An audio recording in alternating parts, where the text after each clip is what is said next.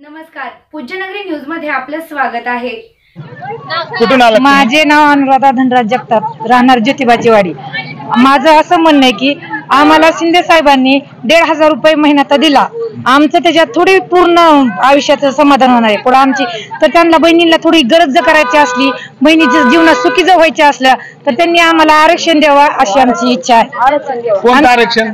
आपलं हे आरक्षण, जरांगे पाटलांचे आरक्षण, मराठा आरक्षण। हा, मराठा आरक्षण आम्हाला पाहिजे, तरच बहिणी सगळ्या आनंदी राहत्या आणि सुखी राहत्या। त्यांना जर बहिणीची इतकीच ही वाटते ना, त्यांनी फक्त तेवढं द्यावं, आम्हाला 1,500 बी नको, 2,000 बी नको, आरक्षण द्यावं, आरक्षण द्यावं।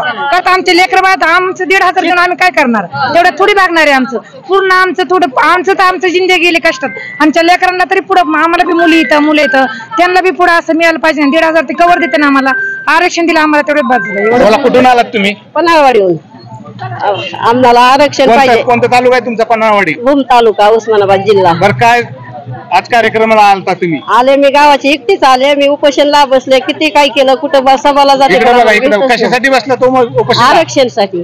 कोणतं आरक्षण? मराठी आरक्षण पाहिजे ना आम्हाला। आम्हाला काय हे 1,500 पुरत नाही, लेकर बाळ नोकऱ्या फिवकऱ्या चिटकलीत आम्ही पोटभर खातो, आम्हाला तेवढीच अपेक्षा आहे बघा।